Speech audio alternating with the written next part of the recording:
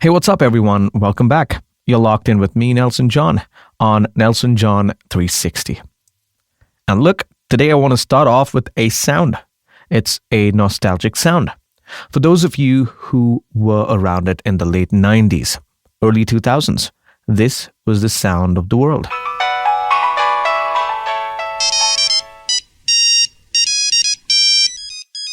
Connecting people. Remember that? That slogan? That iconic audio jingle. Of course, that was Nokia. And here's why I played it.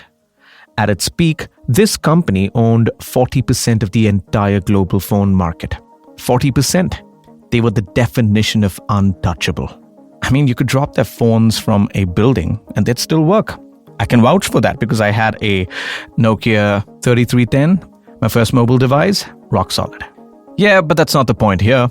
We all know the simple version of this story, right? A story that gets old at cocktail parties. Steve Jobs walks out, pulls the iPhone out of his pocket in 2007, and boom, Nokia is toast. End of story. But friends, let me tell you, that narrative is way too neat. It's actually a profound corporate fiction. Nokia wasn't murdered by the iPhone. Nokia was dying of a slow, systematic disease, a corporate autoimmune disorder, long before the iPhone even launched. The iPhone was the bullet, but Nokia was already bleeding out from 8,000 internal cuts. So, here's the mission today. We're performing a corporate autopsy on Nokia. We're figuring out the real lessons, the fear, the blindness, the arrogance that led to its downfall. Then we're flying straight to Cupertino. We're going to hold up Apple Inc. to those same lessons. Is Tim Cook's Apple walking that same exact treacherous road? Or has he built an escape-proof fortress? And if he has, can that fortress withstand the new threats? I'm talking about the regulatory sledgehammers being swung by governments and the quiet total disruption of the AI, artificial intelligence revolution. This is a case study on resilience, disruption, and what happens when the king stops looking over his shoulder. Let's dive right in. You're listening to Nelson John 360. Nelson John 360. All right, let's start with the hard truth. Nokia's collapse wasn't a market event. It was a management failure. Yes. And you have to understand the specific anatomy of this failure to appreciate the risk that Apple faces even today. Forget the Symbian OS for a second. The real killer was the culture of fear. Think about this scenario. You're a middle manager at the largest company in the world. You go into a meeting and the top executive, who is known for being extremely temperamental, is yelling. I mean, shouting at the top of their lungs, according to internal reports. What are you going to do? You're going to filter the bad news? You're going to tell them what they want to hear? Probably right. Now, this created something terrifying in the organization. Let's just say a decoupling of perceptions. The executives, who often lack deep technical competence, they were finance guys and operation guys, not software architects. They were getting rosy, optimistic reports. They were being directly lied to, as the analysis puts it, by managers terrified of demotion or losing their bonus. So the executives were making strategic product decisions based on a fantasy that was being fed to them from below. You can't win when your strategic decisions are based on misinformation. That fear-based culture, which was supposed to enforce discipline, actually guaranteed failure. It completely crippled their ability to pivot. But the fear led to the second problem: strategic myopia. Nokia was fundamentally an engineering company that was obsessed with hardware. It's safe to say they were stuck in a hardware-centric worldview. They thought the battle was about battery life, physical keypads, and build quality. Meanwhile, the game changed. Apple and Google came in and said, hey, listen, the battle is about software platforms, apps, and ecosystems. Nokia was still focusing on building a better car while their competitors were building a new highway system. Here's a stat that should make every business leader's stomach turn. By 2009, they were running their operating system, Symbian, in 57 different incompatible versions. 57! If you wanted to build an app for Nokia, you have to try to accommodate 57 different ways the operating system behaves. How do you compete with Apple, which said, it's one operating system, iOS, and it works exactly the same on every single phone? Nokia fatally misjudged where the value had shifted. Loyalty moved from the physical brand, the handset manufacturer, to the software platform. They lost the operating system war, and once you lose the OS war, everything else is just a slow, painful slide. When they finally made their move, partnering with Microsoft and adopting Windows Phone, it was too late. The customer loyalty was gone. The app ecosystem had been defined by their competitors. Their market share dropped from 40% to basically zero in 5 years. It's a cautionary tale for institutional arrogance and internal rot. So, did Tim Cook and the Apple leadership team read the Nokia case study? Well, you bet they did. Because Apple's business model today is a systematic defense against every single one of Nokia's specific failures. First, let's talk about the leadership contrast. Where Nokia was defined by chaos, Apple, under Cook, is defined by what the research calls precision, scale, and operational excellence. That's everything that Nokia leadership is not. Cook is the operations genius. He's the supply chain master. He runs the company like a well-oiled machine, structured functionally with experts leading experts. No more generalist executives making technical decisions based on filtered reports. But the real magic, that thing that gives Apple its structural resilience, is the services division. Nokia was too dependent on volatile hardware sales. Cook fixed that. He built a massive, high-margin, recurring revenue engine. Check out this number and pay attention, because this is the money machine. Services, you know what that is? That's your iCloud, your Apple Music, your app store fees. Yes, app store fees hit $27.42 billion in Q3 2025.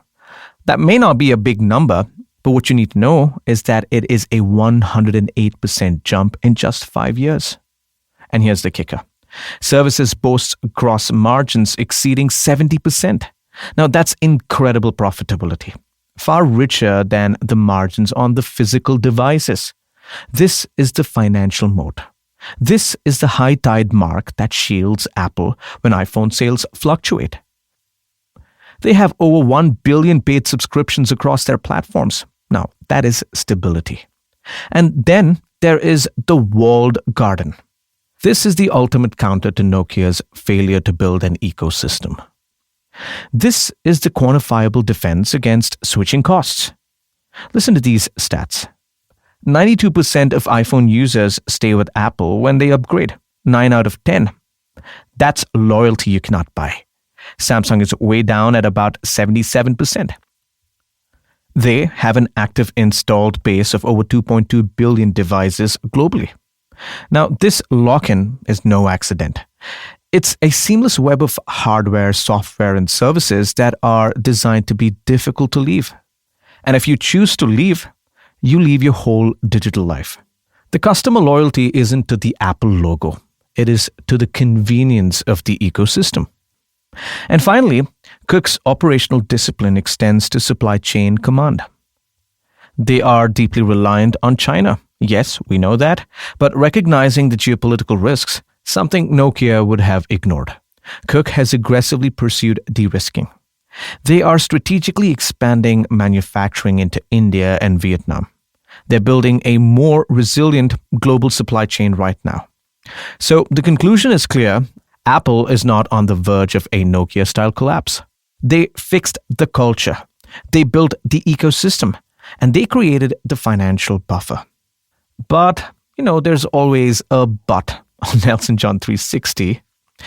The nature of disruption has evolved. Apple has vaccinated itself against the old virus. But the new viruses are attacking the very foundation of this success. What are Apple's two greatest advantages? Its high-margin services and its proprietary ecosystem. They are facing a triad of modern disruption. The first leg of that triad is the regulatory gauntlet. Governments are essentially doing the hard work for competitors by forcing the walled garden open. Now, you might have heard of DMA, EU's Digital Markets Act. Well, it's the biggest spear. It's forcing Apple to allow alternate app stores and payment systems in Europe. They've already been slammed with a €500 million fine by the European Commission. This directly attacks the 30% commission that is the lifeblood of the App Store and the Services Division. And then there is the Epic Games cases in the US, forcing them to allow developers to steer users to outside payment systems. Death by 1,000 cuts, all aiming for that 70% margin business. But the biggest single point of failure, that strategic vulnerability that keeps them up all night, is the Google TAC dependency, TAC dependency. TAC is the traffic acquisition cost. Now, here's the deal. Google pays Apple an estimated $20 billion annually to be the default search engine on Safari. Think about that figure. It represents about 20% of the services segment revenue. It's basically free, pure profit cash flow. But it is currently the subject of an ongoing US antitrust trial. If that arrangement is declared illegal, that entire $20 billion revenue stream, a quarter of the profit from their primary growth engine, vanishes overnight. Now, that's a major instability factor. It shows that even a fortress built on billions is susceptible to a single political ruling. The second, and perhaps more terrifying leg of the triad, is the AI revolution. This echoes the strategic blindness of Nokia, but on a massive scale. Nokia missed the shift from hardware to software. The existential threat to Apple is missing the shift from app-based computing to conversational AI. The core danger is simple. If the primary way you interact with technology becomes a conversational interface, an AI agent, then the underlying operation system becomes less relevant. When you think about it, it actually makes sense. Why would I need iOS home screen if I just talk to my phone to handle my schedule, my email, my flight bookings? Makes sense, right?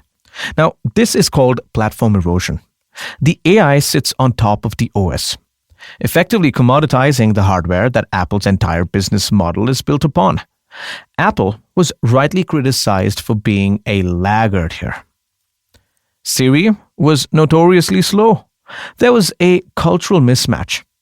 Apple's perfectionist culture conflicts with the iterative ship-it-now nature of AI development.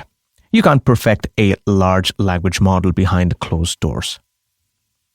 But they have made a decisive pivot with Apple Intelligence, and it's a very clever counter. They're fighting AI with privacy and integration.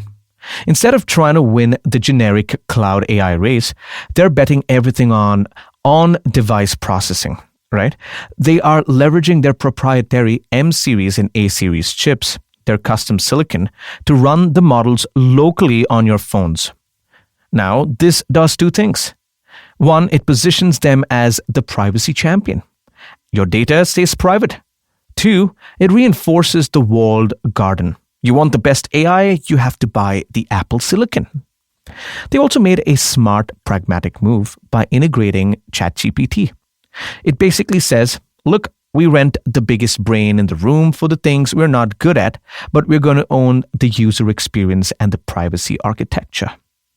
Now, this is a defensive strategy designed to ensure that the hardware remains necessary. But we can all agree that they're still playing catch-up, risking that competitors Google, Meta might define the entire next generation of computing before Apple perfects its offering. That's what's called innovation pacing problem.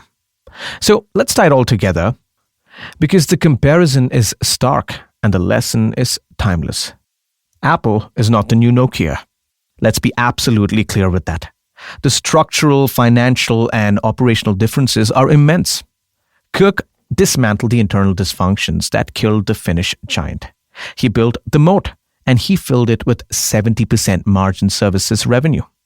But the Nokia trap is not just about specific tactical mistakes. It's a gravitational law of corporate life.